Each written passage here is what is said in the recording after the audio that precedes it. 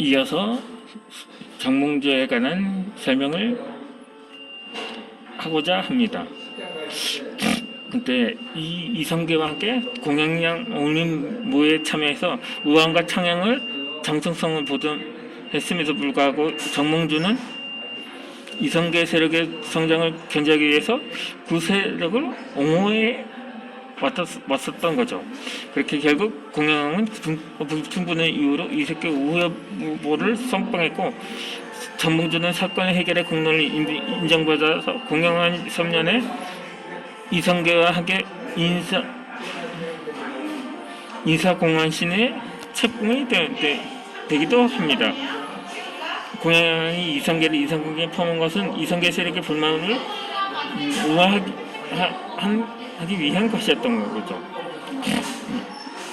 정몽주에게 고려를 지킬 수 있는 마지막 기회는 공양사는 3월에 찾아옵니다.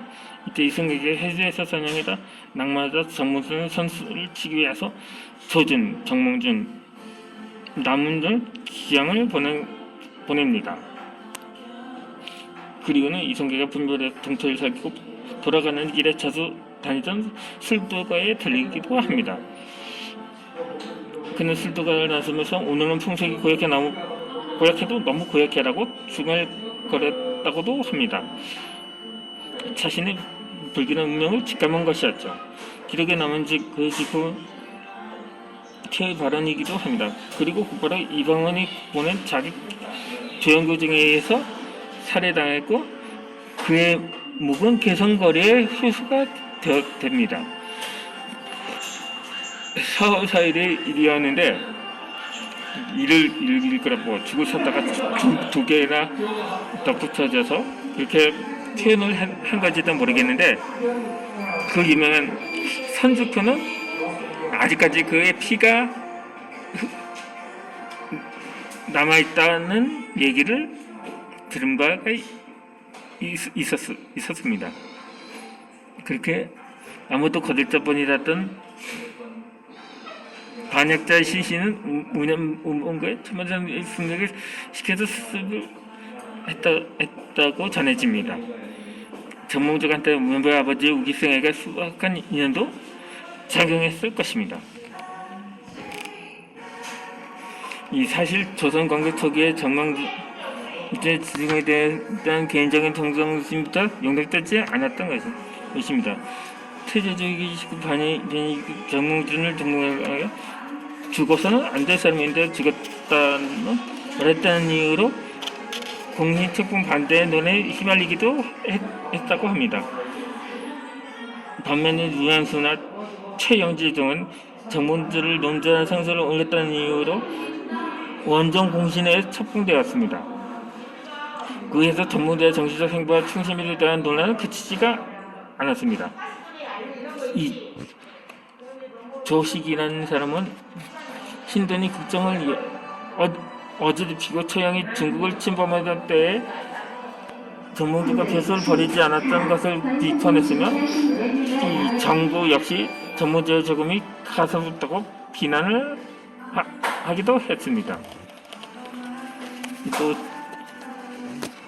조선 중동 때는 조선 지식인 사회에 정몽주 평가의 혁명적인 변화가 나타나기도 했습니다. 이 정몽주가 조선 북미 종사의 첫 번째 지식인으로 선정된 것이었죠. 고려 천안 음식충심일제에서 말입니다.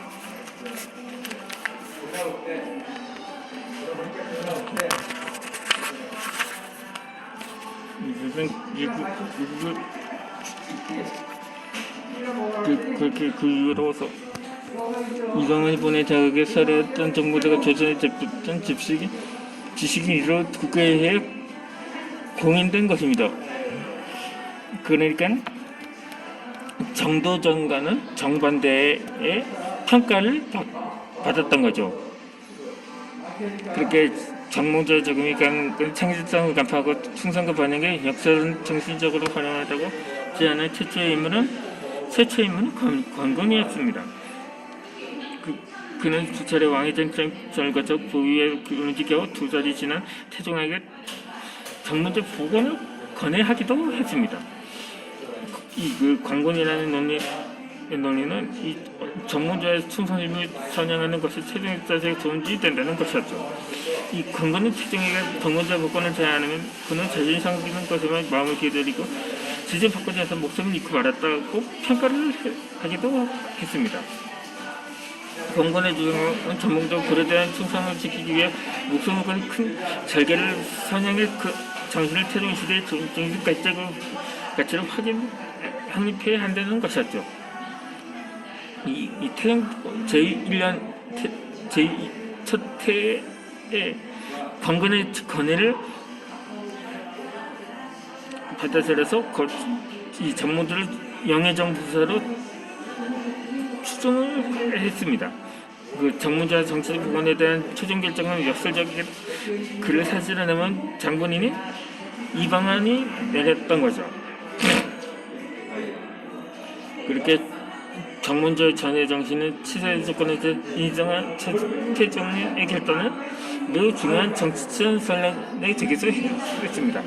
이 세종대왕도 태종의 뜻을 위해서 정문조를 이 충신도에 포함했고 문종은 정문조의 후손들에게 관직을 내리기도 했습니다.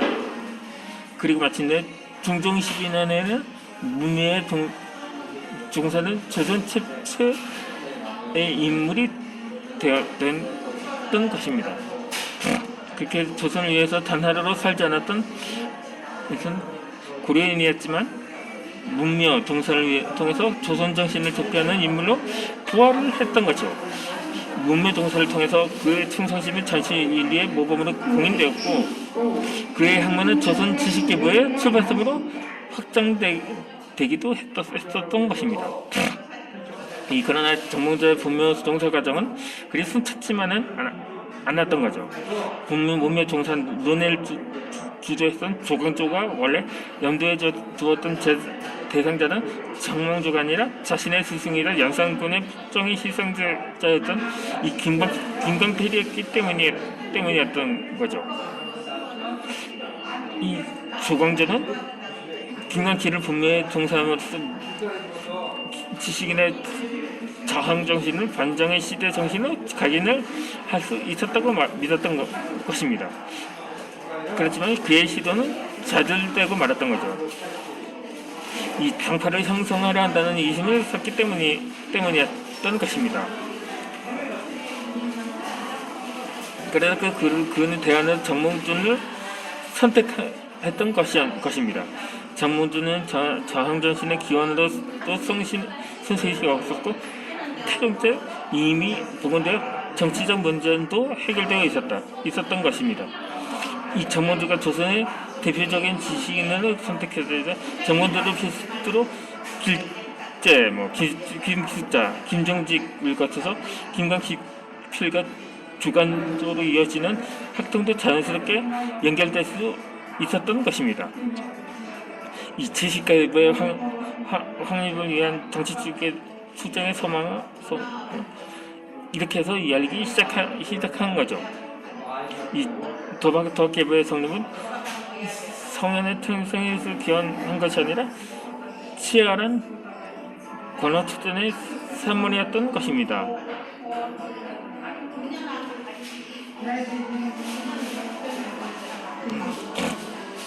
이렇게 정몽주가 저항 정신을 성질적 기원이 된 데는 그의 신화 같은 순결이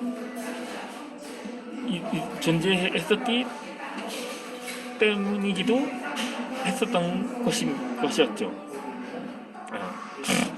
그럼 오늘 영상은 여기서 마치도록 하겠습니다. 다음에 정몽조에 관한 이야기를 이어서 마무리 짓도록 하겠습니다.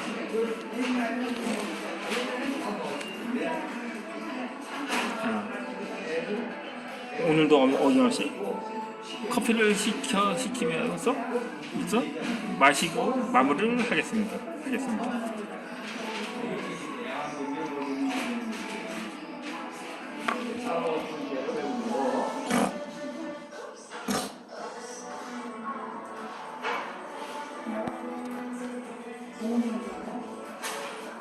976 권선님 주문하신 메뉴가 나왔습니다.